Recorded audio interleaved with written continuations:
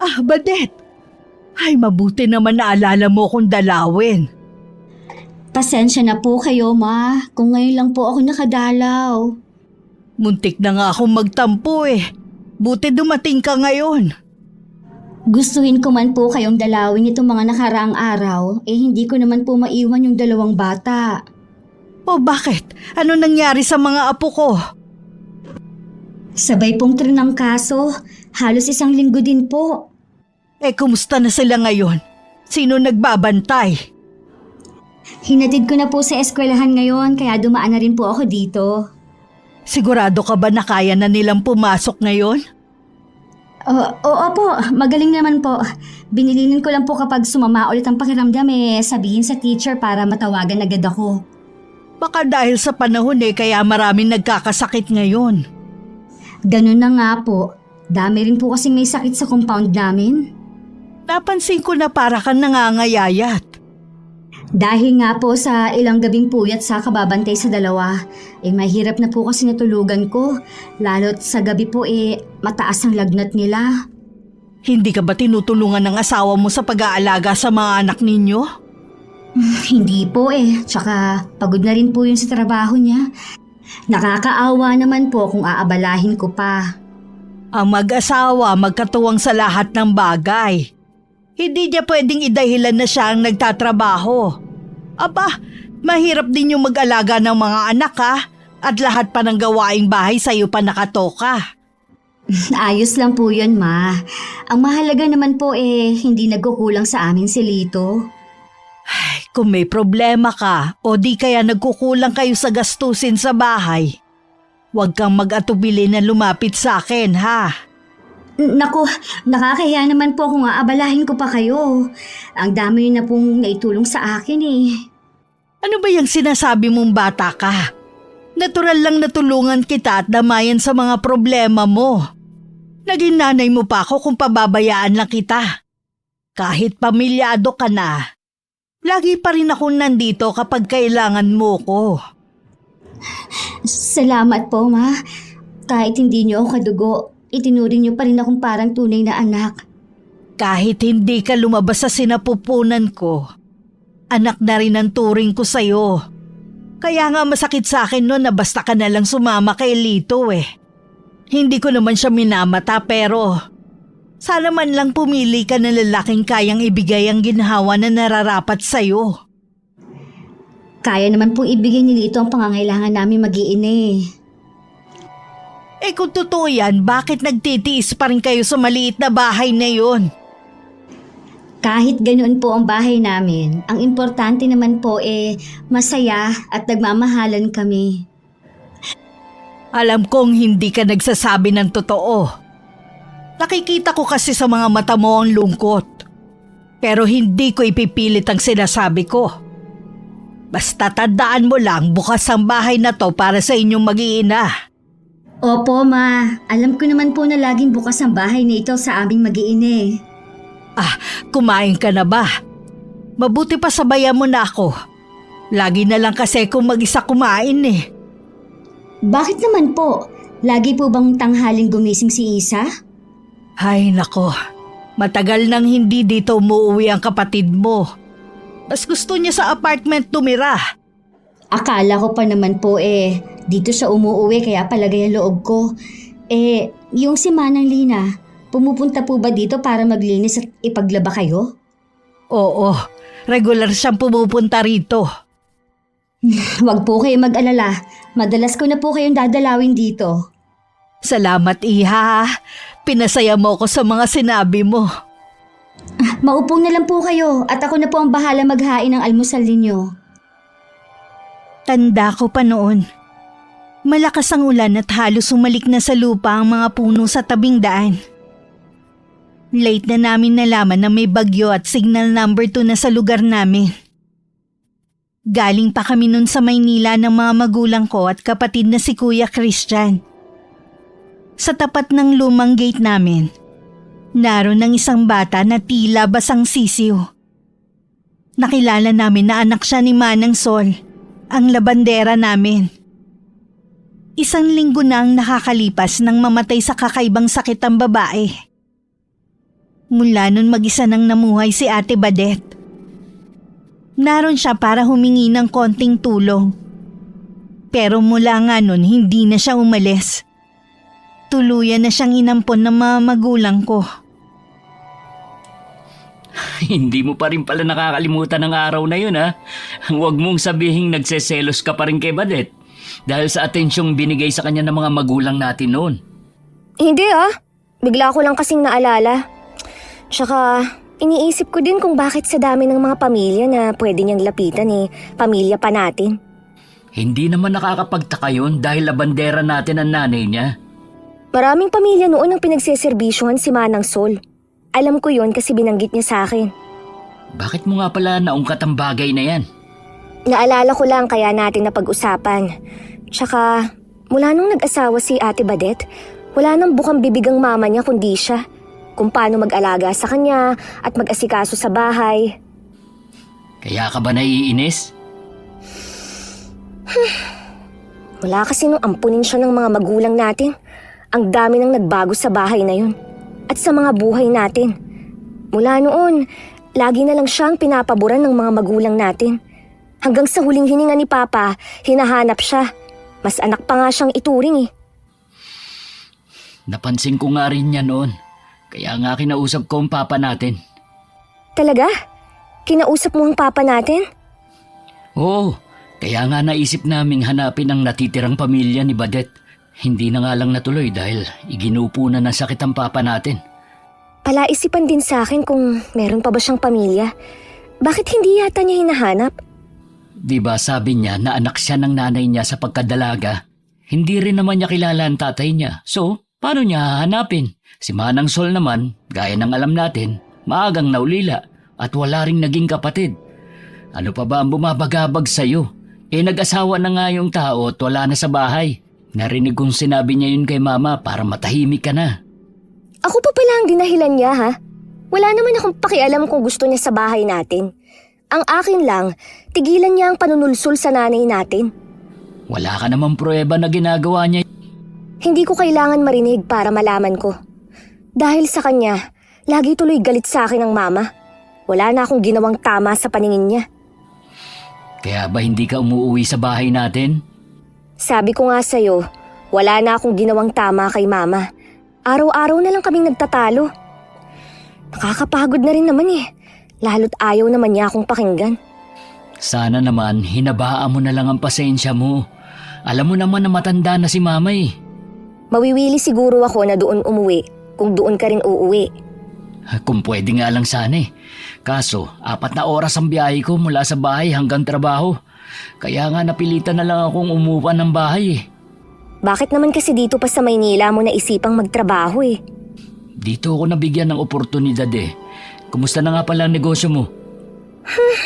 Isa pa nga to kuya Sayang lang daw ang tinapos ko kung pagtitinda lang daw ng milk tea ang ginagawa ko. Bakit nga kasi ayaw mong magturo? Sayang nga naman talaga. Tapos pasado ka naman sa board exam. Kuya, alam mo naman na simulat sa puli, hindi ang pagtuturo ang gusto ko. Pinagbigyan ko lang ang mama natin sa kursong gusto niya na kunin ko. Kapag umuwi ako sa atin, kakausapin ko si mama na hayaan ka na lang sa gusto mo. Salamat kuya, ikaw na lang talagang nakakaintindi sa akin Sikapin mo rin na mapalapit sa mama natin. Ginagawa ko naman yun. Kahit masakit na siyang magsalita ginagalang ko pa rin siya. Ganyan tayo pinalaki ng mga magulang natin. Ang huwag sumagot sa mga matatanda. Araw ng Sabado. Naabutan ko pa si Manang Lina na naglalaba at si Mama naman ay nagdidilig ng orchids niya. Yun na ang naging libangan niya mula nang mamatay si Papa. May 5 taon nang nakakalipas. Lumapit ako at nagmano sa kanya. 2 linggo ka ring hindi dumalaw Akala ko hindi mo na ako naaalala Pasensya na po kayo ma, busy lang po sa negosyo. Ano, sa pagtitinda mo ng milk tea? Ewan ko ba sa yung bata ka? Bakit yun ang napili mong trabaho? Doon po ako masaya Ay, bahala ka na nga kung yun ang gusto mong gawin. Ma, alam ko po na nagtatampo kayo sa akin. Pero sana naman po intindihin niyo ko. Ngayon lang naman po nangyari na sinuway ko kayo Sige, hindi na kita pakikialaman pa. Nakausap ko na rin ang Kuya Chris mo. Sinabi niya sa akin ang saloobin mo. Hindi ko po kasi gusto na lagi na lang tayong nagtatalo tuwing nandito ako sa bahay. Yun din siguro ang dahilan mo kaya ayaw mo nang umuwi dito sa bahay. Hindi naman po. Malayo lang kasi ang bahay natin sa pwestong nakuha ko. Siguro naman may tauhan ka. Hindi mo kailangan bantayan ng tindahan mo. Sige po ma, dadalasan ko na po ang pag-uwi dito sa bahay. Ay mabuti naman anak. Kumain ka na ba? Hindi pa po. Dito ko po balak talagang magtanghalian. Ay mabuti naman at may makakasabay ako sa pagkain. Siya nga pala. Dumalaw dito nung isang araw ang ate Badet mo. Talaga po? Kasama po ba ang dalawang anak niya? Siya lang. Inihatid lang daw niya sa eskwelahan ng mga anak at saka dumaan dito. Tingin ko hindi maayos ang lagay niya. Bakit niyo naman po nasabi? Ang payat niya kasi tapos sabay pang nagkasakit ang mga anak. Siya naman kasi padalos-dalos sa desisyon sa pagsama kay Lito. Pwede naman kasi sila dito sa bahay Marami naman po ang nagsasabi na taga rito na mabait at responsable naman po si Lito. Kaya lang mahirap lang siya. Wala naman pong masama sa pagiging mahirap Kayo talaga. Kailan pa kayo natutong mangmata ng tao? Hindi naman sa nang mamata ko. Kaya lang nakikita ko kasi na nahihirapan ang kapatid mo. Inalok niyo po ba ng tulong si Ate Badet? Tumanggi siya Hindi daw niya kailangan dahil kaya naman ibigay sa kanila ni Lito. Isang araw po pupuntahan ko siya sa kanila. Kung ayaw niya pong tumanggap ng tulong, sa mga anak na lang niya ako magbibigay. Namimiss ko na nga rin ang mga bata 2 buwan na rin yata nung huli niyang dinala rito. Kapag po dumalaw ulit dito sa atin si ate, sabihin niyo na lang na ipasyal dito. Sinabi ko nga yan sa kanya. Kapag daw walang pasok ang mga bata dadalaw sila rito. Dapat po siguro pilitin niyo nang mag-asawa si Kuya Chris para magkaroon na kayo ng totoong apo. Naku, matagal ko na yung sinasabi sa kanya. Yayain na ka akong magpakasal si Eden. Tinatawanan lang ako Pareho po kasing busy sa trabaho Pero kung gusto naman nila mapaglalaanan naman siguro nila ng oras. Kapag alam niyang yun na ang topic, umiiwas na ang kuya mo. Kaya paano ko mapipilit? Kapag po dumalaw dito sa atin pagtulungan po natin si Kuya para mapilitan ng mag-asawa. Magandang ideya yan, Iha. Dapat nandito rin si Eden. Sa wakas po napatawa ko rin kayo kahit ngayon lang. Pasensya ka na anak ha. Kung lagi akong galit kapag magkausap tayo. Wag mo sanang isipin na hindi kita mahal ha? Nagtatampo lang po ako, pero hindi po ako nagtatanim ng sama ng loob sa inyo. Ma, total naman po nag-uusap tayo ngayon. Meron sana akong mga katanungan sa inyo. Ano yun, Iha? Ano po bang totoong naging sakit ng papa? 5 taon na ang nakakalipas mula nang mamatay ang ama mo. Bakit kailangan mo pang ungkatin? Sorry ma, malapit na kasi ang death anniversary niya Hanggang ngayon, palaisipan pa rin sa amin ni Kuya ang tunay na naging dahilan ng pagkamatay niya. Sa loob lang kasi ng maikling panahon, iginupo siya ng isang karamdaman. Hindi ko rin alam kung ano ba ang naging sakit ng ama ninyo Ilang doktor na kasi ang nilapitan namin. Pero lahat sila iisa ang sagot. Walang sakit ang ama ninyo. Nasa isip lang daw niya yon. Baka meron lang daw pinagdadaanan na problema. Kaya nakakaramdam ng panghihina. Ano bang klaseng doktor sila? Ako na hindi nag-aral ng medisina, masasabi ko na may malubhang sakit si Papa. Kaya nga sumuko na lang ang papa niyo At nagpauwi na lang dito sa bahay. Masakit sa akin na wala man lang ako nagawa para ibsan ang nararamdaman niyang sakit noon. Habang buhay na lang na magiging misteryo ang pagkamatay ng papa. Ipinasa Diyos ko na lamang ang lahat. Ang mahalaga natapos na ang paghihirap ng papa niyo. Bumalik na ako sa bahay namin. Mula nang magkausap kami ni Mama, naging maayos na ang samahan namin. Minsan dumalaw din sa amin si Kuya Christian. Napuno muli ng tawanan ng bahay na yon na matagal din na hindi narinig. Mula nang mamatay ang papa namin. Para kasing nabalot ang bahay na yun ng kalungkutan. Ngayon lang ulit tayo tumawa ng malakas Oo nga eh. Naging masigla ulit ang mama natin. Salamat naman at bati na kayo. Ayoko din kasi na nagkakaroon kayo ng samaan ng loob ni Mama. Ako rin naman, kuya. Salamat nga pala sa tulong mo, ha? Dahil sa'yo, naliwanagan si mama. Hindi na niya ipinipilit ang gusto niya. Naging mahirap lang naman kausap si Mama mula nung mawala si Papa. Alam ko, apektado pa rin siya hanggang ngayon. Napag-usapan nga namin ang tungkol sa naging sakit ni Papa na dahilan ng pagkamatay niya. Hindi rin pala niya alam at kahit ng mga doktor. Minsan nga napag-usapan din namin niya ni Eden. Sabi niya, kung hindi daw ba natin sinubukang ipatingin sa albularyo si Papa noon. Ano naman ang magagawa ng isang albularyo? Mga magagaling ng doktor walang nagawa noon. Yun na nga daw, hindi malaman ng mga doktor ang sakit ni Papa. Malamang daw, kulam ang sanhi na maaga niyang kamatayan. Ha? Kulam? Totoo pa ba yan sa panahon natin? Hindi ko alam kung totoo nga. Naririnig ko lang naman yan nung araw Pero si Eden, laki kasi siyang probinsya at may lolo din siyang albularyo noon. Nung nakaraang taon nga lang namatay sa edad na 110, namatay habang natutulog. Ang tanda na pala. Pero mabalik tayo sa pinag-uusapan natin.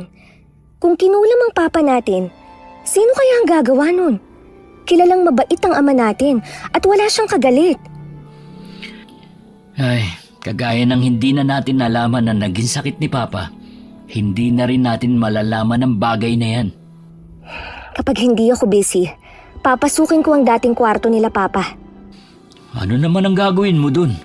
Baka magalit si Mama sa'yo. Alam mo naman na ayaw niya na may pumapasok dun maliban sa kanya. Itataon ko na lang na wala siya rito sa bahay para hindi niya ako mahuli. Sige, bahala ka kung yan ang plano mo. Baka nga meron kang makita. Tawagan mo ko agad Dahil sa kaabalahan ko sa negosyo ko, hindi ko na rin naalala ang plano na sinabi ko kay Kuya Christian noon. Minsan naiwan ako mag-isa sa bahay. Umalis si Mama para dalawin ng kaibigang may sakit na malapit sa amin nakatira. Nang mapadaan ako sa silid nila dati, doon ko ulit naalala. Nagmadali akong kinuha ang susi sa kinalalagyan nito at saka binuksan ang pinto. Sumalubong sa akin ng amoy ng kwarto, ang makapal na alikabok at mga sapot. Ibig sabihin, hindi rin pumapasok si Mama dito. Imposible naman kasi na hindi niya ito ipalinis sa istrikta niyang yun sa kalinisan. Ano ba ang pwedeng makita rito? Baka sa mga drawer, maisa-isang ang tingnan lahat. Lahat ng drawer at maging ang nag-iisang cabinet sa sulok hinalughog ko. Tanging nakita ko lang ay mga damit ni Papa at ilang gamit niya. Pati higaan niya tiningnan ko rin. Iginala ko rin ang paningin ko sa kabuuan ng kwarto.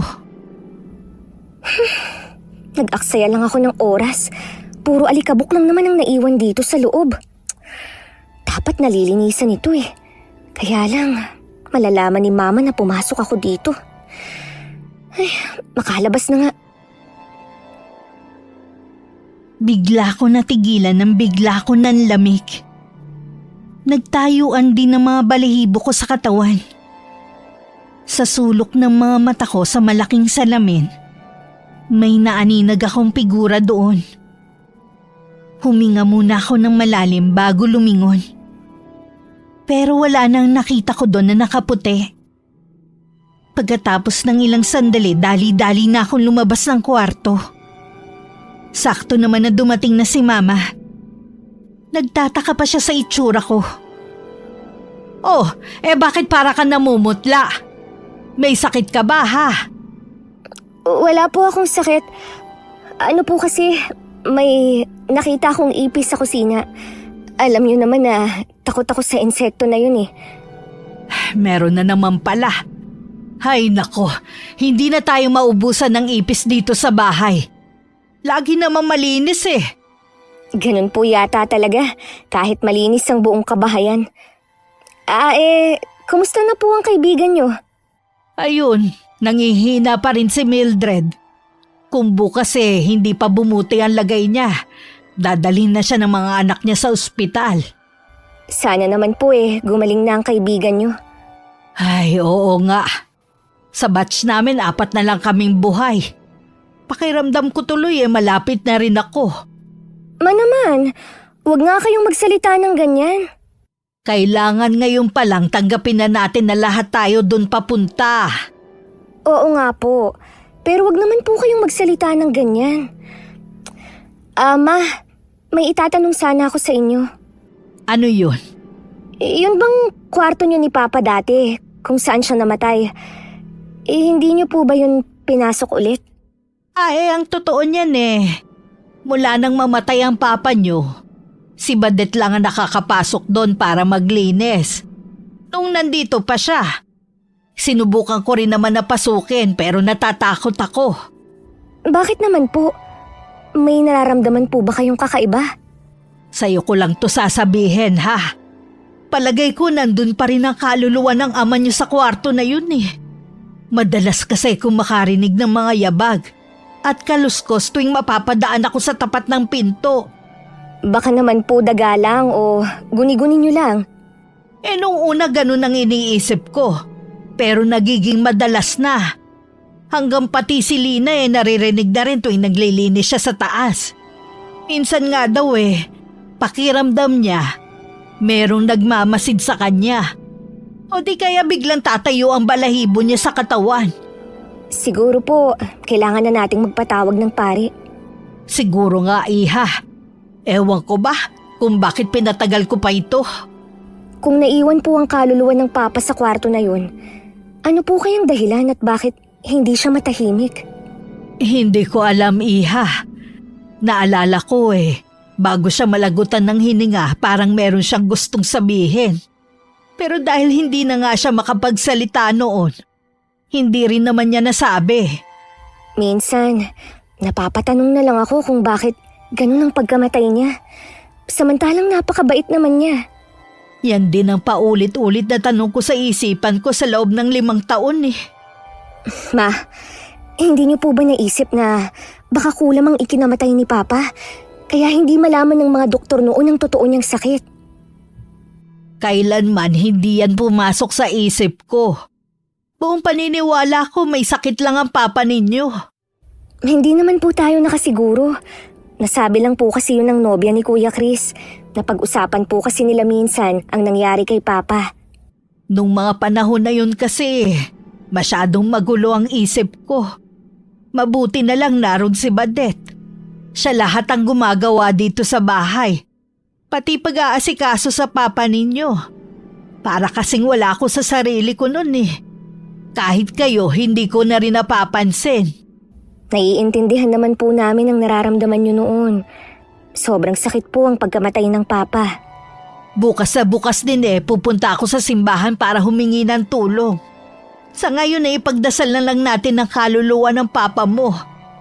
Sana naman matahimik na siya. Kahit kulang sa tulog, maaga pa rin akong gumising. Gaya ng dati naabutan ko na si Mama sa kusina na naghahanda ng almusal namin. Nagtimpla lang muna ako ng kape at naupo sa isang upuan paharap kay Mama. Nakatulog po ba kayo kagabi, Ma? Mula nang mamatay ang papa ninyo, naging mababaw na ang tulog ko. Mukhang hindi ka nakatulog kagabi Nangingitim kasi ang ilalim ng mga mata mo Iniisip ko po kasi ang napag-usapan natin kahapon. Pakiramdam ko po tuloy, magdamag na may nakatingin sa akin. Matatapos din ang problema natin. Kapag nabindisyon na ng pari ang kwarto na yun, hindi na magpaparamdam ang papa mo. Sayang nga Walang paraan para makausap natin si Papa. Baka kasi meron siyang gustong sabihin sa atin na hindi niya nasabi nung nabubuhay siya. Tingin ko nga meron eh. Pero hindi na niya yung mapaparating sa atin. Mas mabuti na manahimik na lang siya. Yun nga po ang makakabuti. Ma, ipapaalam po ba natin kay Kuya ito? May karapatan din naman siyang malaman. Pero kapag umuwi na lang siya dito, tsaka natin sabihin. Sige po, Ma. Oh, kumain na muna tayo. Pagkatapos ng almusal lalakad na ako. Darating naman si Lina kaya meron kang makakasama rito. Nung umalis si Mama, hinatid ko pa siya sa may gate. Hindi rin ako pumasok agad sa loob ng bahay. Minabuti ko na sa labas na lang hintayin si Manang Lina. Habang nakatayo, pakiramdam ko meron nagmamasid sa akin. Paglingon ko sa bintana ng kwarto ni Papa, nakita ko na gumagalaw pa ang kurtina. Para bang merong nakatayo doon kanina at hinawi yun. Imposible naman na hangin dahil sarado ang buong kwarto at hindi nakakapasok ang hangin. Isa? Ate Badet! Ay, ginulat mo naman ako.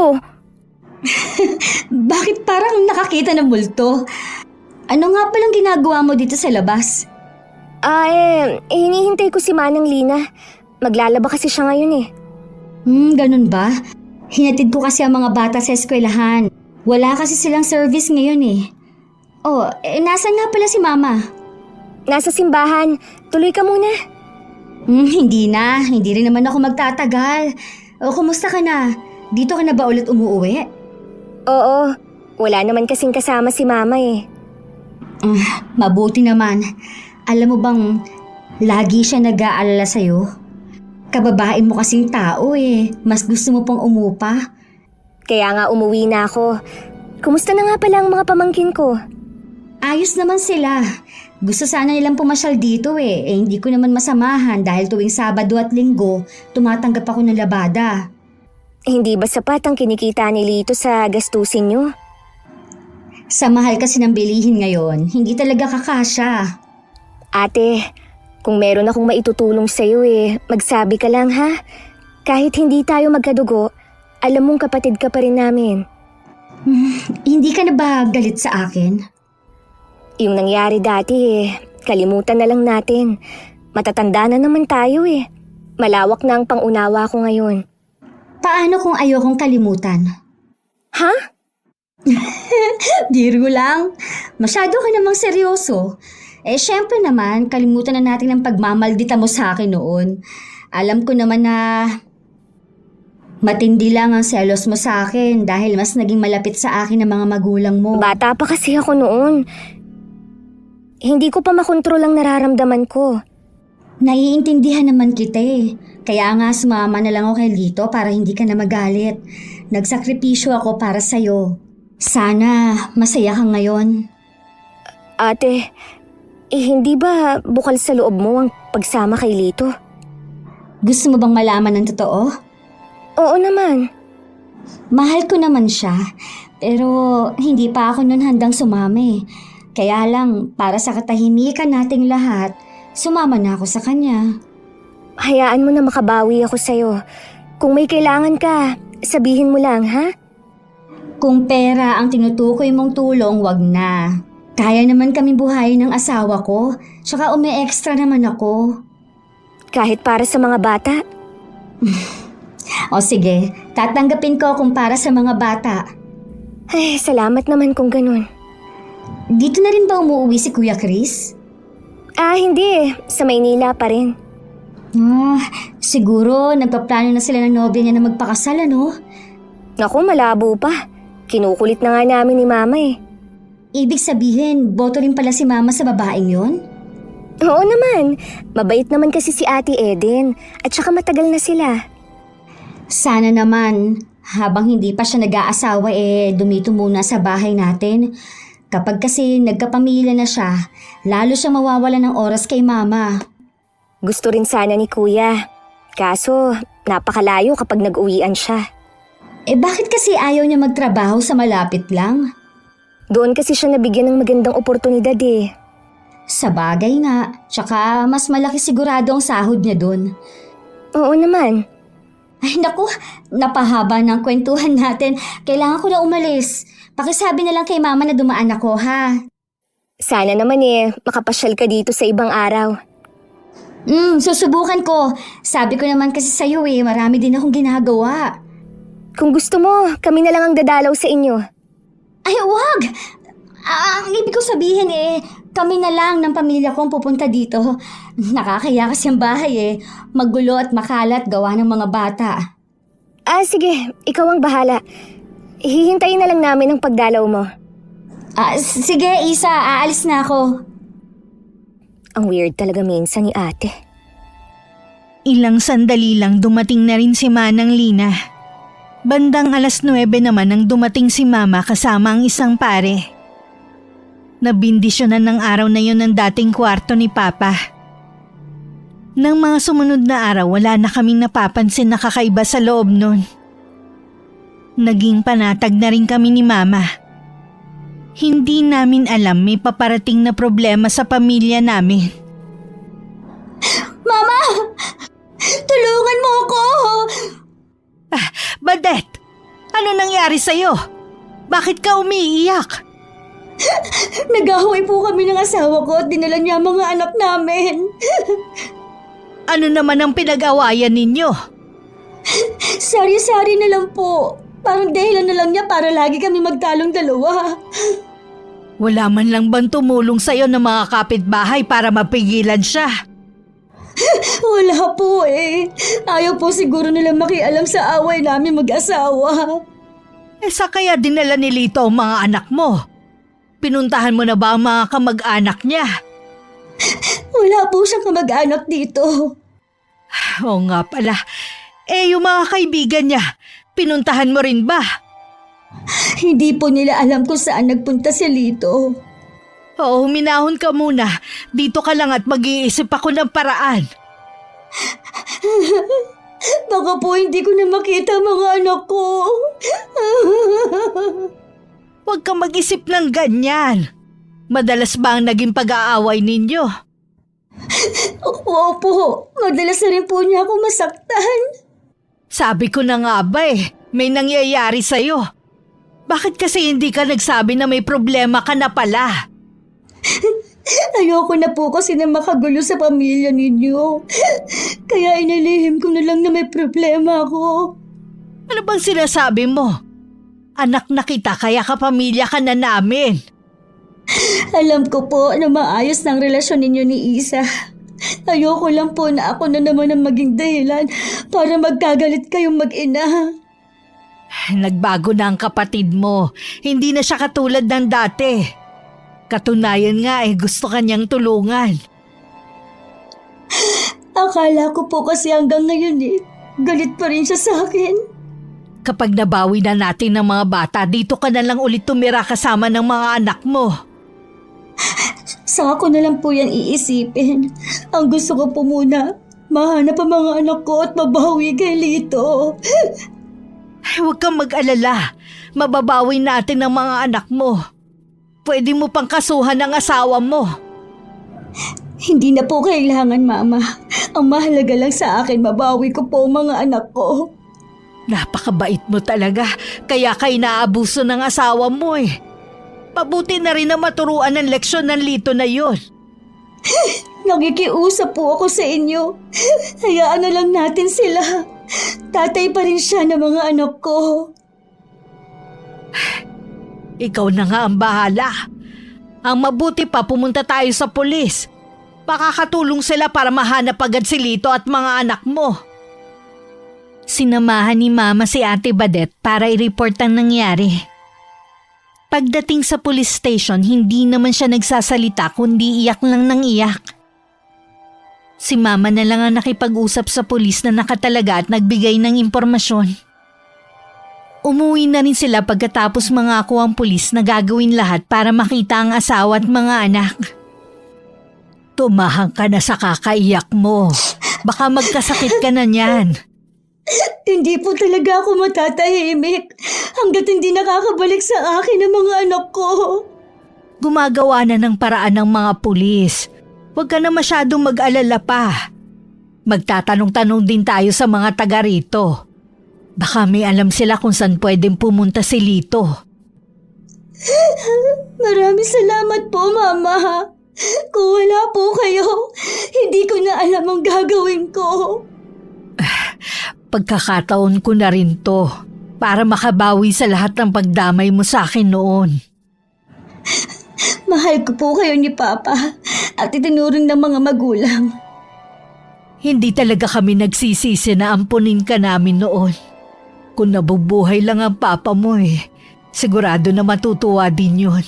Dahil napalaki ka namin na mabuting tao. Masama ang pakiramdam ko ng araw na yun kaya umuwi na lang ako ng bahay. Pagdating nadatnan kong nakayakap si Mama kay Ate Badet habang umiiyak. Nandito ka pala, ate. Bakit kayo nag-iiyakan? May nangyari ba? Buti umuwi ka na, Iha. May nangyari kasi sa ate mo. Galing na kami sa police station kanina. Si Lito kasi tinangay ang mga pamangkin mo. Po? Bakit naman ginawa yun ni Lito? Madalas na pala silang nag-aaway ng kapatid mo Sinasaktan din siya ng hayop na lalaking yun. Tingnan mo ang mga pasa ng kapatid mo. Sabi na nga ba hindi maganda ang lagay niya sa piling ng asawa niya. Akala ko pa naman mabait at responsable yung si Lito. Sa una lang maayos ang pakikisama niya sa akin. Kalaunan, lumabas din ang tunay niyang ugali. Sana, noon ka pa nagtapat sa amin. Di noon ka pa sana namin natulungan. Hindi na sana umabot sa ganito. Ay, wag mo nang sisihin ang ate mo. May dahilan naman siya para hindi sabihin sa atin ang lagay niya. Pasensya na sa mga nasabi ko. Hindi ko rin kasi maiwasan na mag-alala sa mga pamangkin ko Hindi naman siguro sila sasaktan ng tatay nila. Ipagdasal natin na mahanap na sila ng mga pulis. Hindi ko po kakayanin na mawala sila sa buhay ko, Mama. Alam ko na masakit sa'yo na mawalay sa mga anak. Pero kailangan mo maging matatag hanggang makita natin sila. Pipilitin ko po, Ma. Ang mabuti pati, dumito ka na lang muna habang hinahanap ang mga anak mo. May bahay naman po ako. Doon ko na lang po hihintay na mag-aama ko. Huwag sanang matigas ang ulo mo, Iha. Dumito ka na lang. Baka kasi mapabayaan mo pa ang sarili mo sa kakaisip sa mga anak mo. At least dito nandito kaming lahat para damayan ka. Oo nga naman, ate. Makinig ka naman sa amin. Sige, dito na muna ako tutuloy. Ay, salamat naman at nakinig ka rin sa amin. Nahihiya po kasi ako. Wala kang dapat ikahiya at bahay mo rin to. 1 linggo na rin ang nakakalipas pero wala pa rin kaming balita kina Lito at sa mga anak niya. Isa rin sa napansin ko, hindi na umiiyak si Ate Badet. At parang hindi na siya apektado sa pagkawala ng mga anak. Madalas ko kasi siyang makita na tumatawa kapag kausap si Mama. Nasaan po si Ate Badet? Pumunta sa palengke. Gusto daw niya kasing ipagluto tayo. Inuna pa talaga niya yun kesa pumunta sa police station para makibalita sa mga anak niya. Sabi naman kasi ng pulis na nakausap namin, tatawagan na lang daw kami kapag meron na silang nalaman. Isa pa sa napansin ko, parang wala na sa kanyang pagkawala ng mga anak niya. Nagagawa na kasi niyang tumawa Isa, bakit ba ganyan ka magsalita ha? Hindi porke tumatawa siya hindi na niya naaalala ang mga anak niya. Mabuti na rin na nakakapaglibang siya kesa naman lagi siyang umiiyak. Nung umiyak lang naman siya yung maabutan ko kayo dito sa bahay. Pagkatapos nun, hindi ko na siya ulit nakitang umiyak. Alangan namang ipakita pa niya sa'yo. Malay mo sa gabi bago matulog umiiyak siya sa kakaisip sa mga anak niya. Imbis na tulungan mo na lang ang kapatid mo sa paghahanap kung ano-ano pa ang sinasabi mo. Wala naman po akong masamang ibig sabihin Tsaka tumutulong naman po ako. Kami ni Kuya Chris. Dapat lang.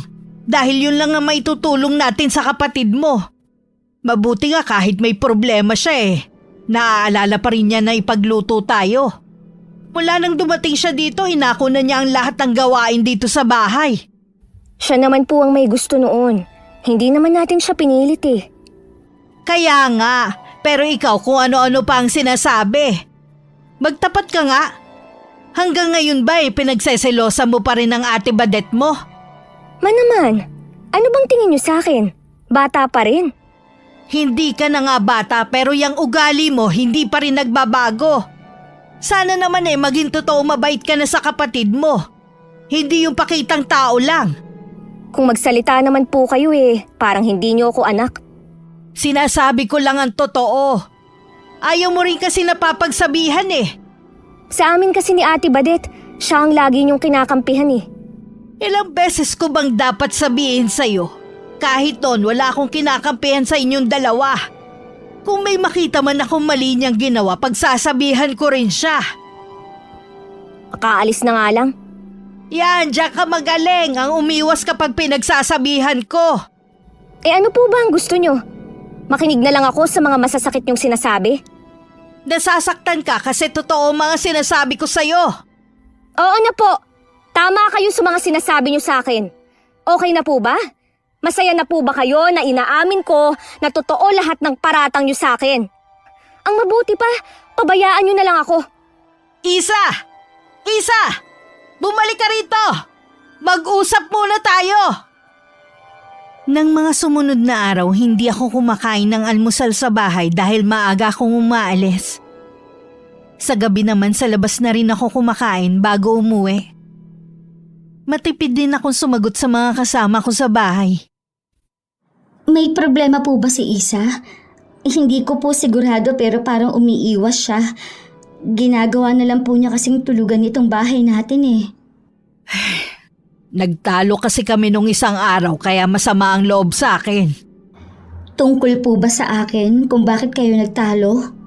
Hindi ko kasi nagustuhan ng sinabi niya na parang hindi ka apektado sa pagkawala ng mga anak mo. Nanay rin ako, kaya alam kong tinatago mo lang ang nararamdaman mo. Pero si Isa ibang iniisip. Maiintindihan lang po niya ako kapag naging nanay na siya. Ay, pagpasensyahan mo na lang ang kapatid mo, ha? Oo naman po. Bata pa po kasi si Isa kaya ganun ang pag-uugali. Magbabago pa naman po siya. 24 na siya. Di na dapat siya umaasta ng ganon. Gusto niyo po ba na kausapin ko siya? Wag na, Iha. Baka awayin ka lang niya. Kilala ko si Isa kapag galit. Marami ka nang inaalala, hayaan mo na lang siya. Siguro po, kailangan ko na umuwi sa amin. Baka po kasi lalong magalit si Isa kung dito pa rin po ako titira. Hindi ka aalis dito. Hindi kita papayagan na bumalik sa bahay niyo. Anong gagawin mo doon? Magmumukmok. May bahay naman po kasi ako. Sabi ko naman po sa inyo, ayokong makagulo sa relasyon ninyo mag-ina. Wala ka namang ginagawang masama Si Isa ang makitid ang pag-iisip. Kung tutuusin po, mas may karapatan si Isa kaysa sa akin. Ayoko lang po ng balang araw ipamumukha niya po yun sa akin. Hindi niya yung pwedeng gawin. Pareho lang kayo may karapatan sa bahay na to. Ako ang bahala sa'yo. Oras na sabihan ka niya ng hindi magagandang salita ako makakalaban niya. Salamat po ma sa pagtatanggol ninyo sa akin. Wala yun, Iha. Anak na rin kita. Kaya tama lang na ipagtanggol kita. Sumapit ang araw ng death anniversary ni Papa. Plano naming pumunta sa sementeryo para dumalaw. Kaya lang masama ang pakiramdam ni Mama. Kaya nagpaiwan na lang sila ni Ate Badet.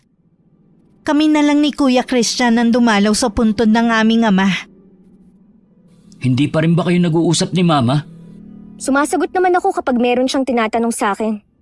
Malamig pa rin ang pakikitungo nyo sa isa't isa? Hindi tama na nakikipagmatigasan ka sa nanay natin. Ang sakit niya kasing magsalita Para akong ibang tao lang. Di ba sabi ko sa'yo, Pagpasensyahan mo na lang. Matanda na rin kasi si Mama, kaya madali nang magalit. Naisip ko na bumukod na lang ulit. Tutal, nasa bahay na naman ang ampon niya. Iba pa rin kapag kadugo ang kasama ni Mama sa bahay. Oh, daig pa naman sa isang kadugo ang turing sa kanya ni Ate Badet eh. Tsaka, mas gusto niyang kasama siya kesa sa akin. Kakausapin ko si Mama at paliliwanagan. Wag na, baka sabihin na nagpapakampi ako sa'yo. Natural lang na ikaw ang kampihan ko kaysa sa ampon niya. Baka lalo lang magkagulo. Kapag umalis si Ate Badet sa bahay, sigurado na ako na naman ang sisisihin ng Mama. Akala kasi ni Mama, hindi ka pa din nagbago. Iniisip niya na baka nagseselos ka pa rin kay Badet. Ipinaliwanag ko nang wala na yun sa akin. Ang totoo nga niyan, nagmamalasakit ako kay Ate Badet at sa mga anak niya. Gusto ko na rin silang mahanap kaya gumagawa ako ng paraan. Plano ko nga na pumunta sa pulisya. Mamadaliin ko na sila sa paghahanap kay Lito at sa mga bata. Kung kinakailangang magbigay ako ng pabuya, gagawin ko. Kung wala lang akong trabaho, sasamahan na kita. Nag-aalala rin ako sa mga bata eh. Hindi nila nakikita yon, lalo na si Mama. Balang araw, malalaman din yun ng Mama. Huwag na sanang sasama ang loob mo. Nagtatampo lang ako, pero hindi masama ang loob ko. Kung desidido ka nang bumukod ng tirahan, magpaalam ka ng maayos kay Mama para hindi siya magtampo. Oo naman, hindi naman ako basta aalis na lang ng bahay. Pag-uwi sa bahay, nag-impake na ako ng mga gamit. Ihahatid daw ako ni Kuya Christian para hindi na ako uupa ng sasakyan. Paglabas ko ng kwarto, naabutan ko sina Mama at Ate Badet. Agad ko rin sinabi ang plano ko. Aalis ka na naman? Opo, Ma. Kailangan ko kasi na nasa malapit lang ako ng tindahan ko eh. Huwag ka nang magdahilan pa. Alam ko naman kung ano ang dahilan ng pag-alis mo dito sa bahay eh. Nasa tamang edad na naman po ako. Puro na lang sarili mo ang iniisip mo. Wala ka na talagang pakialam sa akin. Masyado ring mataas ang pride mo. Ayaw mo na napagsasabihan ka. Dahil ba sa kaya mo na ang sarili mo? Isa, kung ako ang dahilan, aalis na lang ako sa bahay na to. Hindi mo kailangang umalis. Kailangan ka ni Mama. Mas maaalagaan mo siya kaysa sa akin. Mas may karapatan ka dito kaya tama lang na ako ang umalis. Sabi ko na nga pampagulo lang ako dito. Mag-iimpake lang ako at aalis na ako. Hindi ka aalis. Hayaan mo na lang si Isa ang umalis. Kaya naman niya ang sarili niya eh. Samantalang ikaw walang mapupuntahan. Kaya lang po, Narinig Mama. mo naman si Mama. Nakapagdesisyon na siya, kaya sumunod ka na lang. Sana naman wag ka magalit sa akin, Isa. Huwag kang mag-alala. Hindi ako galit sa'yo. O paano? Aalis na ako, ha? Ma, ingatan niyo po ang sarili niyo. Ate, ikaw na ang bahala kay Mama. Oo naman, aalagaan ko ang mama natin. Lagi ka sanang dadalaw dito, ha? Niyakap ko pa si Mama na tahimik lang bago ako lumabas ng bahay. Pagkalabas ko, sinalubong naman ako ni Kuya at kinuha sa akin ang mga gamit ko. Lumingon pa ako sa bahay bago ako sumakay sa kotse. Iniwan na ako ng anak ko. Lahat na lang sila ayaw akong makasama sa bahay na to. Nandito pa naman po ako. Hindi ko po kayo iiwan, Mama. Mabuti ka pa eh. Kung sino pa ang hindi ko kadugo, siya pa ang tunay na nagmamalasakit sa akin. Gusto ko rin po kasi na ibalik lahat ng mga nagawa ninyong kabutihan sa akin. Mabuti ka pa. Marunong tumanaw ng utang na loob. Hindi katulad ng dalawang yon. Kung dumating man po ang panahon na iiwan nila kayo, pangako po na parati akong nasa tabi ninyo. Tingin ko rin po kasi kapag nagkasakit kayo, hindi rin nila kayo aalagaan. Naisip ko na rin yan. Kaya gusto ko sana na mamatay na hindi na kailangan magpaalaga pa sa kanila. Ako po, kahit nakaratay na kayo sa higaan aalagaan ko po kayo. Maraming salamat sa iyo, Badet. Nawala ang agam-agam sa puso ko na tatanda akong mag-isa. Mula nang umalis ako sa bahay namin, madalas nang tumatawag si Kuya Christian sa bahay para kumustahin si Mama. Ang lagi niya nakakausap si Ate Badet. Madalas niyang sabihin na natutulog o wala ang mama namin. Nagdududa na ang kapatid ko ng mga oras na yun sa laging sagot ni ate. Kaya nagpa siya siyang bumisita na hindi nagpapasabi. "Oh, iho, ginulat mo naman ako sa pagdating mo. Hindi pa naman ito ang araw ng pag-uwi mo ah." Hindi ko kasi kayo nakakausap kapag tumatawag ako. Kaya minabuti ko na lang na dalawin kayo. Ah, ganun ba? Hindi ko kasi alam na tumatawag ka eh. Hindi pala sinasabi sa inyo ng ampon nyo. Lagi niyang dahilan tulog kayo. O di kaya wala kayo dito sa bahay. Pagpasensyahan mo na si Badet. Baka nakalimutan lang niya na sabihin sa akin. Tuliro pa kasi ang utak niya dahil sa mga anak niya. Wala pa rin po bang balita sa asawa at mga anak niya?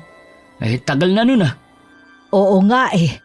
Nawawalan na nga ng pag-asa si Badet na makikita pa sila. Pinalalakas ko lang ang loob niya. Nabanggit po ni Isa na pupunta siya sa pulisya at kukulitin ng mga pulis. Nag-aalala na rin kasi siya. Maiba ko. Kumusta na pala si Isa? Ayos naman po siya. Ma, sana naman po wag niyong baliwalain ang mga tunay niyong anak. Huwag niyo sanang iparamdam na lagi ang ampon mo ang mas matimbang sa inyo. Tigilan mo nga ang kakasabi ng ampon. Anak ko rin si Badet. Lahat din kayo matimbang sa akin. Totoo naman po na ampon lang si Badet. Tingin ko nga po pinapaikot niya lang kayo Ma, magising nga kayo sa katotohanan. Hindi niyo kadugo ang babaeng yun. Hindi ka pa talaga titigil ha? Ayoko lang po kasi na mahulog ng hustong loob niyo sa kanya. Baka dumating ang panahon na siya na lang ang ituring niyong anak. Ganun na nga ang mangyayari. Total naman wala na kayong pakialam sa akin eh. May dahilan naman po pala si Isa para magtampo sa inyo Ma, kahit inampunan niyo si Badet, hindi niyo pa rin siya lubusang kilala. Hindi ko alam kung nabanggit sa inyo ng papa ito. Pero bago siya magkasakit, inaalam na niya kung may kamag-anak pa si Badet. Meron pa siyang sinabi sa akin noon na hindi ko makakalimutan. Nagsisisi daw siya na kinupkup pa niya ang babaeng yun. Sana naman po mag-ingat kayo sa pagtitiwala sa kanya. Baka kasi may nakita sa kanya si Papa na hindi ka nais-nais. Kahit ano pang sabihin niyo, napamahal na sa akin si Badet. Basta po ma, mag-iingat pa rin kayo. Maging mapanuri naman kayo sa mga kilos niya. Sige, gagawin ko yung sinasabi mo. Pero natitiyak ko na mali kayo nang iniisip niyo sa kanya. Mabuting tao ang kapatid ninyo. Baka nagkamali ka lang sa pagkakaintindi sa sinabi ng papa mo noon. Siya nga po pala. Dito muna ako. Bukas na lang ako luluwas sa Maynila. Nung dumating si Kuya sa bahay, wala nun si Ate Badet. Kaya laking gulat nito na madatnan dun ng kapatid ko. Halata ang kanyang pagkabalisa nang marinig na dun matutulog si Kuya Christian. Sabi ni Mama, wala ka pa rin daw balita sa mga anak mo? Oo. Nawawala na nga ako ng pag-asa Ipinagdarasal ko na lang na sana nasa maayos silang kalagayan. Hindi naman siguro sila pababayaan ni Lito. Oo nga. Maasikaso naman at mabait siya sa mga bata. Mas malapit nga sa kanya ang mga anak ko Yun nga ang pagkakaalam namin na mabait si Lito. Ano ba naging alitan niyo para humantong sa ganito? Hindi ko rin alam kung bakit siya nagbago. Nasisiguro ko na may dahilan siya. Hindi pwedeng basta na lang siya magbabago. Meron kang hindi sinasabi sa amin. Kung ayaw mo maniwala, huwag mo na lang akong tanungin. Akala mo yata ganun kadali ang pinagdadaanan ko. Alam ko naman na hindi madali. Kaya nga tumutulong na kami ni Isa para matuntun natin ang kinaroroonan ng mag-aama. Ipaubaya na lang natin sa mga pulis ang paghahanap. Marami din kasing ginagawa ang mga pulis. Kaya natatabunan ng reklamo mo. Hayaan mo na kaming tumulong. Labis na rin ako nag-aalala sa mga apo ko Kaya kung marami ang naghahanap, mas mabilis nating matutunton ang mag-aama mo. Ayoko lang po kasi makaabala sa kahit na sino. Naging malapit na rin naman sa amin ang mga anak mo, lalo na kay Isa. Nakita mo naman, halos lahat ng gusto ng mga anak mo binibili ng kapatid ko. Totoo ba yan? Opo ma, hindi lang kasi makwento si Isa pero alam ni Badet kung paano tratuhin ang mga anak niya. Kaya lang nung lumipat sila ng bahay, hindi na pumayag na bisitahin ni Badet ang mga bata. Wala ka na ikukwento sa akin na ganyan, Badet. Pasensya na po, ma. Nakalimutan ko lang po sabihin. Hindi mo rin siguro binanggit kay mama na malaki ang perang binigay sa'yo ni Isa noon para ulit sa mga anak mo. Halos masaid ang ipon ng kapatid ko. Kaharap si Lito noon. Sinabi ng kapatid ko na ayaw niyang maghirap ang dalawang bata. Kaya naglaan siya ng malaking halaga sa pangalan nila. Badet, bakit hindi mo sinasabi ang mga kabutihan na ginagawa ng anak ko sa'yo? Akala ko po kasi alam ninyo ang mga ginawa ni Isa. Hindi ugali ng kapatid ko na ipangalanda ka ng mga mabubuti niyang ginagawa sa ibang tao. Sinabihan din niya ako na manahimik. Pero hindi ko kasi matiis na hindi maganda ang tingin niyo sa kanya. At ikaw, Badet, inaasahan ko na ipagtatanggol mo siya. Pero naghihintay lang pala ako sa wala. Hindi ko naman hiningi yun sa kanya eh. Kusa naman niya yun binigay. Bakit kailangan mo isumbat? Hindi yun panunumbat. Gusto ko lang linisin ang pangalan ni Isa. Ang sama na kasi ng tingin ni Mama sa kapatid ko. Habang ikaw, lagi niyang pinupuri. Sa tingin ko kailangan ko na umalis sa bahay na ito. Wala namang nagpapaalis sa'yo dito eh. Kaya gusto kong maliwanagan lahat para maayos na ang pamilyang ito. Kaya ayokong bumalik dito eh. Alam ko, makakagulo lang ako sa bahay na ito. Badet, saan ka pupunta? Bumalik ka! Hayaan niyo na lang po siya. Iho, totoo ba lahat ng mga sinabi mo? Oo naman po. Mabait po si Isa. Mukha lang siyang masungit pero mabait po ang kalooban niya. Aminado kong nagagalit ako sa kanya dahil na rin sa mga sumbong ni Badet. Hindi ko na tuloy alam kung paniniwalaan ko pa siya. Kung magdidesisyon siya na umalis sa bahay na to, hayaan niyo na lang po siya. Ganun na nga siguro. Palagay ko nga hindi ko siya lubusang kilala. Kinabukasan bago ako pumunta sa pwesto ko, inuna ko muna ang pagpunta ko sa police station para makibalita. Hindi na rin kasi ako makatulog. Ilang gabi ng laman ng panaginip ko ang mga pamangkin ko. Tinatawag nila ako habang umiiyak. Ganun na lang ang gulat ko sa sinabi ng pulis na nakausap ko. Tinawagan ko agad si kuya. Mabuti na lang hindi pa siya nakakaluwas. Dito mo pa talaga gusto makipagkita ha? Mapapagastos ka tuloy. Sana dumiretso ka na lang sa bahay. Walang kaso sa akin kung gumastos man ako. Umorder ka lang ng gusto mo. Masyado ka naman yatang seryoso. May problema ba? Kagagaling ko lang sa police station kanina. Ayoko kasi na marinig ni ate ang pag-uusapan natin. May balita na ba tungkol kay Lito at sa mga bata? Ilang araw pa lang daw noon nang ipinatigil na ni Ate Badet ang mga pulis sa paghahanap dahil bumalik na raw sa bahay ang mag-aama. Away mag-asawa lang daw ang nangyari sa kanila. Ano kayang gustong palabasin ng babaeng yun?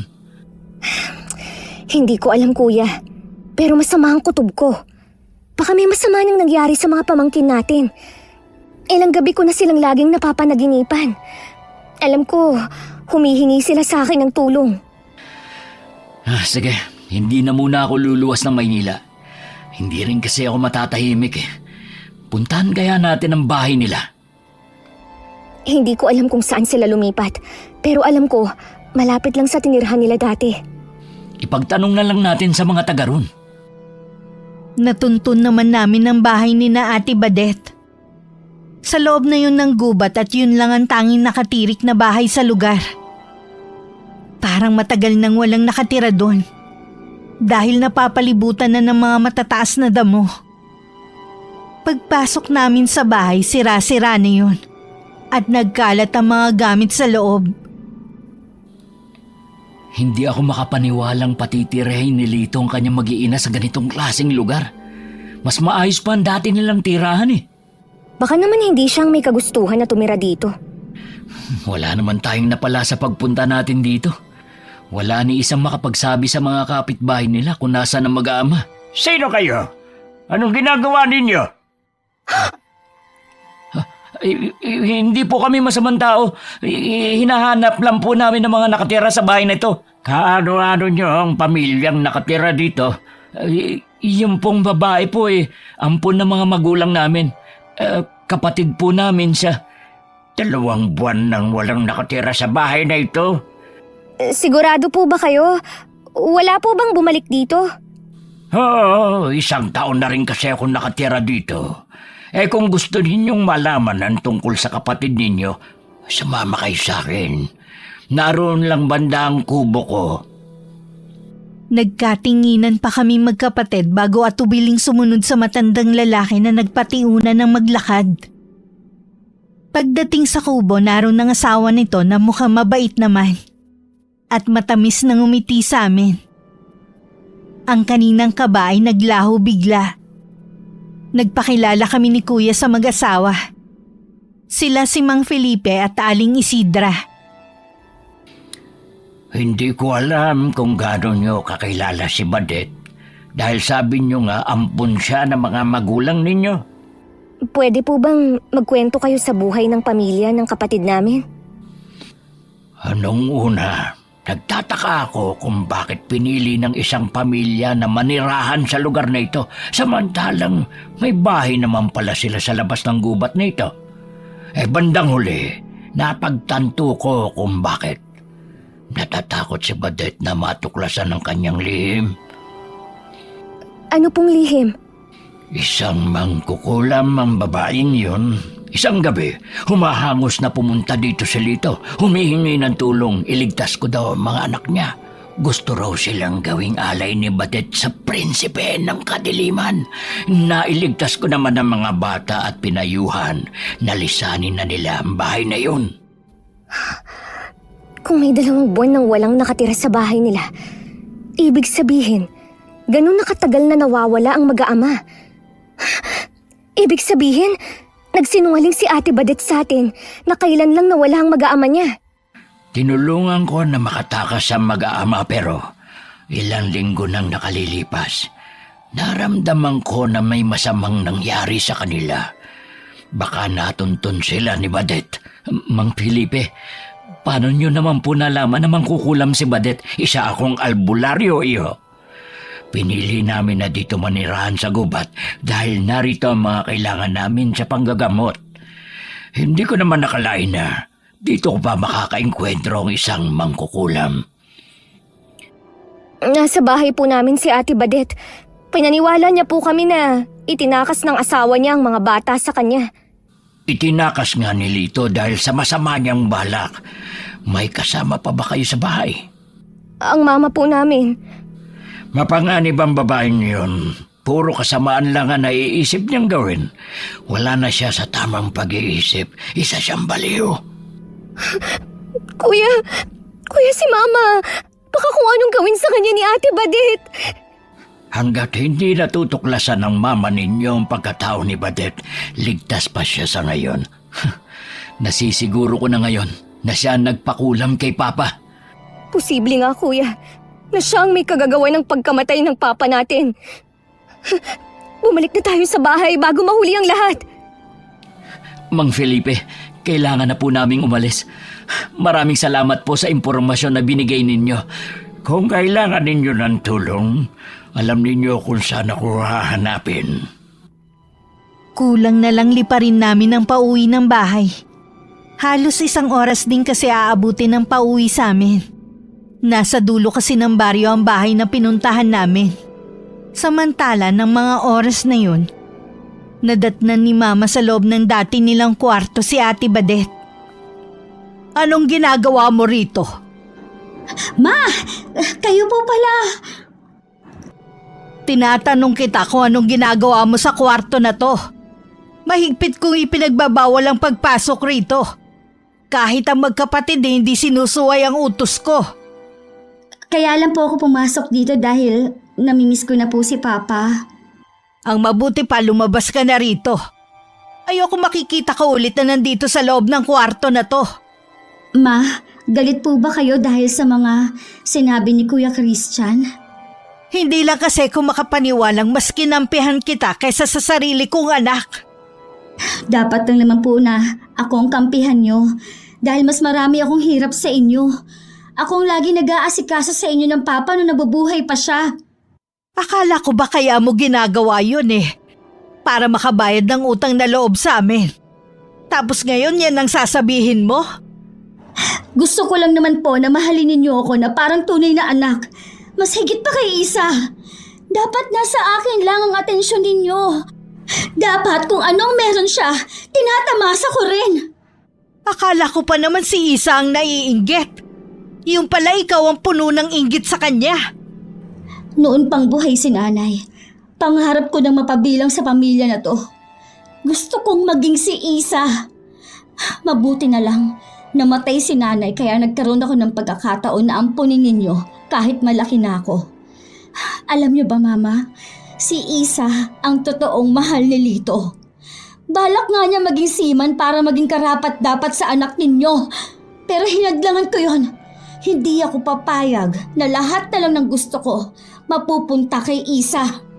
Bakit mo to sinasabi sa akin, ha? Gusto ko lang pong magpakatotoo sa inyo para mas lalo ninyo akong mahalin. Nababaliw ka na! Sinong baliw ha? Hindi ako baliw! Para kang nanay ko! Kaya mabuti na lang, binigyan ko siya ng sakit at pati asawa mo! Anong ibig mo sabihin? Nagalit ako kay Papa dahil gusto niya akong ibigay sa kamag-anak ko. Hindi kasi siya naniwala sa mga sumbong ko kay Isa. Hindi tulad mo, madaling maniwala. Umaming ka. Ikaw ba nagpakulam sa asawa ko? Ako mismo ang kumulang sa kanya at kay inay at sa lahat ng kumukontra sa akin. Ang sama mo! Pagkatapos kang alagaan at tanggapin sa pamilya namin, ito pa ang igaganti mo! Huwag ka nang umiyak, Ma. Diba, sabi ko naman sa'yo, aalagaan kita habang buhay. Magtapat ka! Totoo bang tumakas ang mag-aama mo? Oo, tinakasan nila ako pero nahuli ko rin naman sila. Saan mo dinala ang mag-aama mo? Nasa ilalim na sila ng lupa at inuuod na. Hindi! Ang mga apo ko! Bakit mo ginawa yun? Bakit? Dumating kami sa bahay na may mga kasamang pulis. Narinig pa namin ng malakas na pag-iyak ni Mama sa taas. Nung araw na yun hinuli si Ate Badet at inamin ang ginawang krimen sa kanyang mag-ama. Itinuro din niya kung saan niya inilibing ang mga labi nila. Matinding galit at pagdadalamhati ang nararamdaman namin dahil sa ginawa niya. Paano mo ito nagawa sa mga anak mo, ate? Ang babata pa nila. Walang dapat sisihin kundi ikaw. Bakit ako? Dahil wala na silang ginawa kundi sabihan kang mabait at maganda. Ako ang nanay nila. Inilayo ko na nga sila ng bahay. Hindi ka pa rin nila makalimutan. Kaya mo ba sila gustong gawing alay? Oo, para mas lalong lumakas ang kapangyarihan ko. Walang matinong ina ang gagawin ng ginawa mo. Kahit umiyak ka ng umiyak, hindi na maibabalik ang buhay nila. Pagbabayaran mo ng mahal ang ginawa mong krimen. Mabubulok ka dito sa kulungan. Sa tingin mo, natatakot ako, ha? Ikaw ang matakot sa akin dahil habang buhay ako, hindi kita titigilan. Wala akong masamang ginawa sa'yo. Kaya wala akong dapat pagbayaran sa'yo. Tingin ko kay Ate Badet tuluyan ng nasiraan ng bait. Hindi ko akalaing may lihim siyang inggit sa akin at lahat gustong agawin. Nasabi ko na rin lahat ng gusto kong sabihin. Kaya umalis na ako sa lugar na yun. Akala namin dahil nakakulong na si Ate Badet matatahimik na kami. Umpisa pa lang pala yun ng kalbaryong dadanasin namin. Hanggat nasa akin ang hibla ng buhok mo, Hindi ako mapipigilan ng mga rehas na to sa paghihiganti ko sa'yo. Kung hindi ko rin lang naman makukuha ang lahat ng meron ka, isasama na lang kita sa impyerno.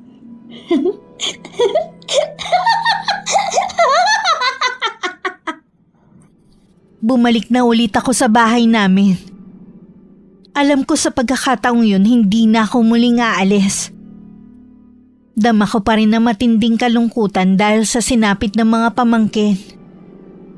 Muli rin akong pumasok sa dating kwarto ng papa. Malinis na yun kumpara dati. Matatahimik na rin ang papa niyo kung nasan man siya ngayon. Oo nga po. Wala na rin akong nararamdamang takot sa kwarto na ito. Wala man maniwala na kulam ang ikinamatay niya. Kahit papano nalaman natin ang sanhi ng pagkamatay niya. Habang buhay po na mag-iiwan ng sugat ang ginawa ni Ate Badet sa mga puso natin. Sana naman, pagsisihan niya sa kulungan ang lahat ng ginawa niyang kasalanan. Maging ang nanay niya hindi nakaligtas sa kamay niya. Ilang taon lang siya noon nang gamitin niya ang kulam sa kanyang ina. Mula pa noon wala na siya sa sariling katinuan. Matinding inggit po ang nagtulak sa kanya para gumawa ng mga karumal-dumal na krimen. Matatapos na rin ang kasamaan niya ngayon. Hindi na rin siya makakalaya pa. Oo nga po, Ma. Hindi na tayo mag-aalala pa. Dito pala maghahapunan ng kuya mo at si Eden. Kaya marami akong lulutuin. Tutulungan ko na po kayo. Tara na sa kusina. Mula ngayon hindi na natin nilalak ang kwarto na to. Ipapalinis ko na rin parate. Mas lalo kami naging malapit sa isa't isa ni Mama. Hindi pa kami nakakatapos magluto nang dumating si Kuya. Nagtaka pa kami kung bakit mag-isa lang siyang dumating at seryoso pa ang mukha niya. Nawala pareho ang ngiti namin ni Mama. Kinabahan din ako bigla sa kung anong sasabihin niya. Sabihin mo na nga kung anong problema. Huwag mo nang patagalin. Nakatakas si Badet sa kulungan. Hindi rin maipaliwanag ng bantay kung paano nangyari yun. Sigurado na babalikan niya tayo. Alam ko na maghihiganti siya sa atin. Kailangan natin mag-ingat. Yun din kasi naiisip ko. Wala na siya sa tamang katinuan. Ang gusto lang niya, maghiganti. Akala ko pa naman matatahimik na tayo. Hindi pa pala. Saan kaya siya posibleng nagtatago? Imposible naman na babalikan pa niya ang dati nilang bahay para doon magtago. Sinabi ko na sa mga pulis ang posible niyang pagtaguan. Siguradong pupuntahan yun ng mga pulis. Gusto ko na rin pagsisihan kung bakit pa namin siya inampun noon. Puro kamalasan lang pala ang dadalhin niya sa pamilya natin. Alam ko pong may dahilan kung bakit nangyayari to sa atin. Huwag lang tayong mawawala ng pananalig. Malalampasan din natin to. Sa akin siya may matinding galit. Kaya alam ko na uunahin na niya akong gantihan. Kung inaabangan ka man niya sa labas, huwag ka munang lalabas ng bahay. Kahit magkulong ako dito sa bahay, alam naman natin na magagawa pa rin niya akong saktan sa pamamagitan ng kulam. Oo nga pala, mangkukulam ang babaeng yun. Magagawa niyang bigyan ka ng sakit gaya ng iba niyang biktima. Kagaya ng ginawa niya sa papa ninyo. Hindi ako papayag na masaktan ka. Hahanapin ko siya kahit saan siya nagtatago. Kuya, huwag kang gagawa ng hakbang na pwede kang mapahamak. Ipaubayan na lang natin sa mga pulis ang paghahanap sa kanya. Oo nga anak, makinig ka sa amin. Kayo po ang makinig sa akin. Mula po nang mamatay si Papa, obligasyon ka nang protektahan kayo. Hindi ako papayag na maghintay na lang sa kung anong gagawin ni Badet. Kuya baka matulungan tayo ni Mang Felipe. Tama ka. Sabi naman niya pwede tayong humingi ng tulong sa kanya. Pupunta tayo ngayon sa bahay niya sa gubat. Sino ba ang Mang Felipe na yon? Isa po siyang albularyo. Siyang nakatukla sa lihim ni Badet. Kung ganun, pumunta na tayo. Huwag na tayo mag-aksaya ng oras. Nang lumabas kami ng bahay, ramdam kong may mga matang nakasunod sa amin. Alam ko na si Ate Badet yun. Hindi ko na lang sinabi sa mga kasama ko para hindi na sila mag-alala pa. Pagdating sa bahay ni na Mang Felipe, tila ba alam na nila ang pagdating namin. Sa kabila na naroon na kami, dama ko pa rin ang tila may mga matang nakatingin sa akin. Alam ko na nararamdaman mo rin ang presensya niya. Huwag kang matakot. Hindi siya makakalapit sa bahay na ito. Maraming nakapaligid na pangontra dito. Hindi ko akalain na ang itinuring naming kapatid ang mananakit sa pamilya ko. Ang taong puno ng inggit at galit ang puso, hindi nakakakilala na mabuting katwiran. Ano po kayang gagawin niya sa akin? Ihanda mo ang iyong sarili sa matinding pagpapahirap na gagawin niya sa iyo. Natitiyak ko na meron siyang hawak na bagay na pwede niyang gamitin laban sa iyo. Mamamatay na po ba ako? Katulad ng papa ko? Hindi ko hahayaang mangyari yon. Ibigay mo sa akin ang pagtitiwala mo. Gagawin ko lahat para hindi ka matulad sa mga naging biktima niya. Maraming salamat po. Mabuti na lang nakilala namin kayo ni Kuya. Huwag kang matakot. Marami kaming poprotekta sa'yo. Lalabas nga pala ako mamaya. Ang asawa ko na ang bahala sa inyo. Saan po kayo pupunta? Hahanapin ko ang altar kung saan nagsasagawa ng orasyon si Badet. Kung narito siya, ibig sabihin, nasa malapit lang ang kanyang sambahan. Sasamahan ko na po kayo. Mas ligtas ka dito sa loob ng bahay. Sige na po, Mang Felipe. Gusto ko rin po na magbayad siya sa ginawa niya sa papa namin. Huwag mo siyang gayahin, iyo. Huwag kang mamuhay sa galit. Hindi ko lang mapigilan dahil sa mga ginawa niya. Naiintindihan kita. Sige, humanda ka na, tayo'y lalakad na. Kuya, mag-iingat ka. Nang makalabas si na Mang Felipe at Kuya, agad na isinara ni Aling Isidra ang pinto at umusal ng dasal. Ang ginang pala hindi nakakapagsalita. Nalaman lang namin yun na makita namin na sign language ang ginamit ng asawa sa pakikipag-usap sa kanya. Pinuntahan ko na lang si Mama sa maliit na kwarto. Nadatnan ko siyang nagdadasal. Hinintay ko na lang siyang matapos sa ginagawa. Ma, sumama po si Kuya kay Mang Felipe. Hahanapin daw po nila ang lugar kung saan nagsasagawa ng orasyon si Ate Badet. Diyos ko po, protektahan niyo po sila laban sa demonyong yon. Mahusay pong albularyo si Mang Felipe. Hindi niya po pababayaan si Kuya. Kumusta na ang pakiramdam mo? Kanina po maayos pa. Ngayon, parang namimigat ang talukap ng mga mata ko. Mabuti pa mahiga ka na muna. Diyos ko, ano tong mapupulang marka sa balat mo? Hindi ko po alam.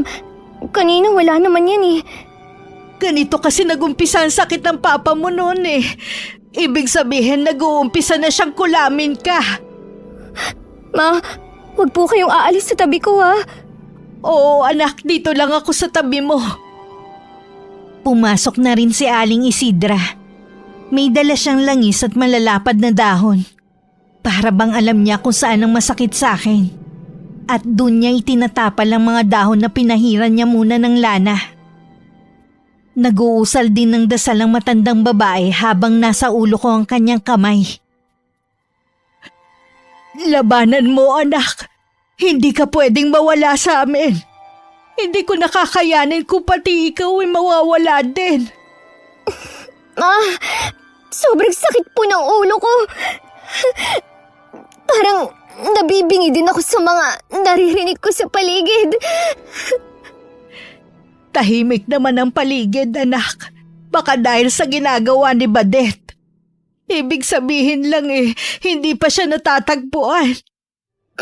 Parang nasusunog ang loob ng katawan ko, Ma! Hindi ko na kaya!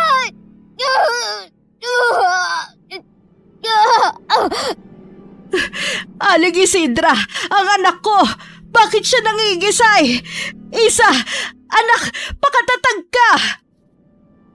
Nang mga oras na yon para akong nakalutang.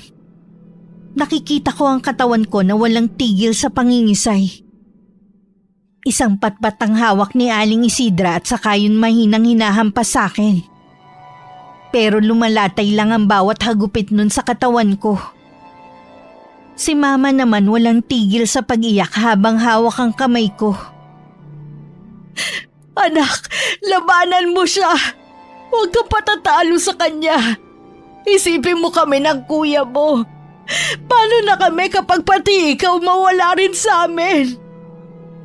Patuloy pa rin sa paghahanap ang kapatid ko at si Mang Felipe.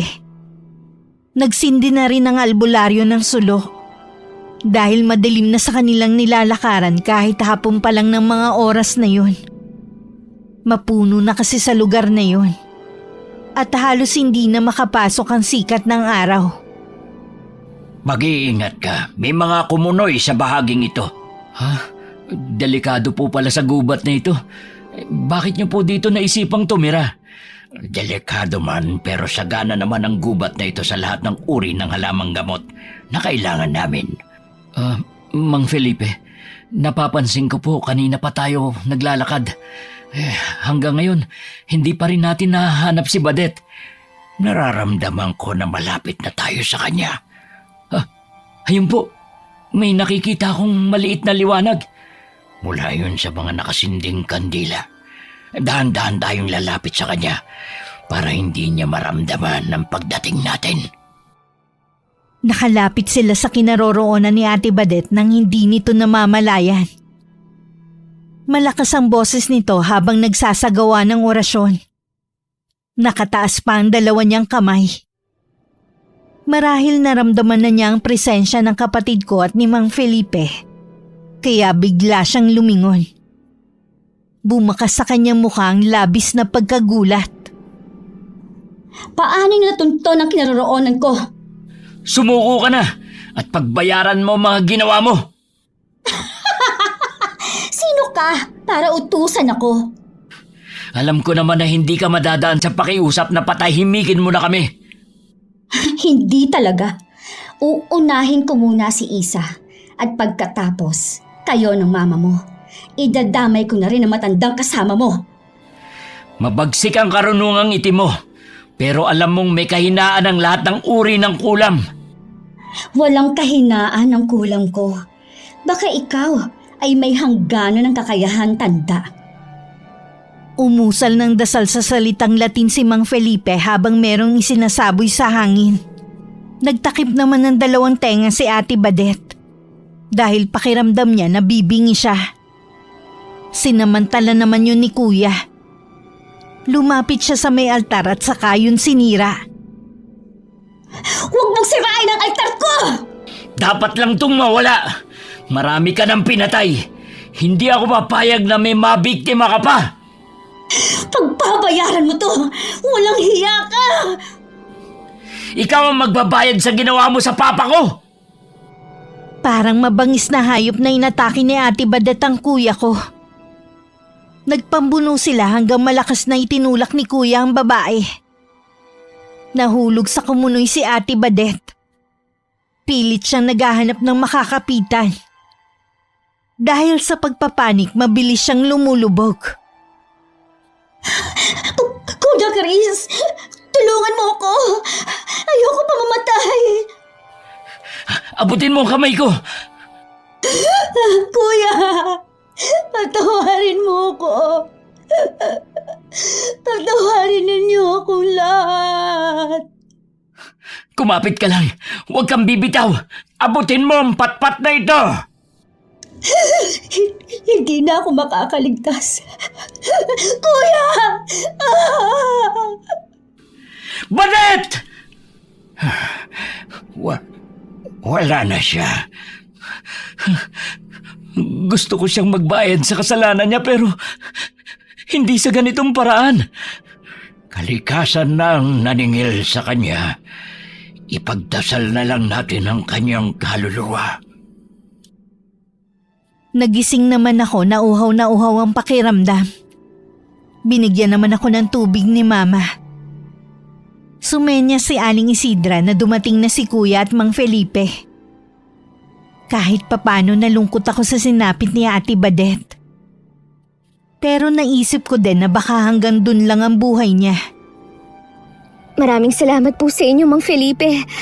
Utang ko po sa inyo ang pangalawang buhay ko. Hindi mo kailangan magpasalamat sa akin, Iya. Ito talagang ginagawa namin ng asawa ko, ang tumulong sa mga nangangailangan. Sayang nga lang po at hindi pa namin kayo kilala nung nagkasakit si Papa. Lagi niyong iisipin na lahat ng nangyayari may dahilan. Hanggang doon na lang talagang ama ninyo. Siguro nga po. Nakakatuwa naman po ang asawa niyo at si Mama. Nagkasundo po sila sa pagluluto. Mabuti po Nagdesisyon kami na dumito muna ng ilang araw. Kahit anong oras pwede kayong pumunta dito. Tingin ko nga po mawiwili kami rito. Sa susunod po isasama ko na ang girlfriend ko. Abay, mukhang kakain na. Nagtatawag na yung dalawa. Tara na kung ganun. Isa, tumayo ka na dyan sa pagkakasalampak mo sa damuhan. Sige kuya, susunod na ako. Sandali ko munang pinagmasdan ng bughaw na kalangitan. Sa kabila ng masalimuot na pangyayari sa buhay namin ng aming pamilya, masasabi ko pa rin na masarap ang mabuhay sa mundong ito. Nag-usal muna ako ng time team na panalangin para kay Ate Badet, Lito at sa dalawang anghel na pamangkin namin. Pagkatapos sumalo na ako sa masaganang tanghalian na inihanda ni Mama at ni Aling Isidra. Wakas. Okay, shoutout po tayo. Sana nagustuhan niyo po ang story natin ngayon. Hi kay Adrian Dungo from Malis Giginto, Bulacan, Sitio 13. Hi kay Limay, ingat ka lagi sa biyahe. Hi kay Vanessa Gratil. Shoutout sa Vista family from Panabo City, Davao del Norte. Hi kay Nathaline Canonio, marami pong salamat. Shoutout sa Lovino family and Luna family. Hello kay Rosalina Bugayong from Singapore with love. Hi kay Vincent Linaw from Zamboanga City. Hello kay Nainang Ausa and Rosmel Ausa from San Narciso, Quezon. Hi kay Janice Reyes from Barangay Sawang, Romblon, solid abangers ni Miss Gwen. Hello kay Raymond Magleo from Barangay Lambakin, Marilao, Bulacan. Hi kay Michelle Esperon. Hi kay J. Ann Vitero, solid abangers din ni Miss Gwen. Hello kay Samsung TV from Olongapo City. Shoutout sa lahat ng pamilya at anak ni Ma'am Ami Yong na sina Ryan, Christian and John Paul. Love kayo ni Mama. Hi kay Nestor Noveno. Hello kay Aslam Lisa from Singapore. Solid abangers din ni Miss Gwen. Shoutout sa Eneria family, especially kay Runalyn Eneria. Get well soon po. Hi kay Miss Ayeng. Hi kina Claire, Alicia, Rosie, Russell, Rosie ng Binangonan, Rizal. Hello kay Mirna Gronda from Bombong, Talim Island, Binangonan, Rizal. Shoutout sa Abelarde family from Infante Molo, Iloilo City. Hi kay Susan Manalo, maraming salamat po sa pakikinig. Hello kay na Pepito Rivera, Monet Rivera at Alvin Odiamar from Taytay, Rizal. Solid abangers din ni Miss Gwen. Hi kay June Teranya from Barangay Loo, Cardona, Rizal. Shoutout kina Bernadette Dacanay at Eva Dacanay. Hi kay Josefina Fuelias from Pasig City. Hello kay Leia from Jeddah. Hi kina Lara at Lily Jane from Quezon Province. Hello kay I Love Traveled. Shoutout sa Salaysay family and De La Peña family. Shoutout sa Tumaliwan family from Tuguegarao. Solid abangers din ni Miss Gwen. Hello kay Jeremy Saranillo Francisco. Hi kay Rosal Mendoza from London. Shoutout sa Castro de Melites family from Navotas City. Hello kay Jenjen Amor Espe from Pampanga. Shoutout sa Nail Treat Spa sa Santiago City, Isabela. Maraming salamat po sa pakikinig ninyong lahat. Shoutout sa buong Ampanya family sa Iloilo. Hi kay Riz Magante. Hi kay na Jack Yu, Arvin, Clobel at Jai. Shoutout kay Malusuklan ng Cuenca, Batangas. Hello kay Dear Arthur ng Isabela. Hi kina Angela Ignacio at Mama Rosie ng Antipolo City. Shoutout sa Doinog family from Taguig. At hello kina Juvie Tagapan, Carlo Tagapan at Paul Tagapan. Maraming salamat.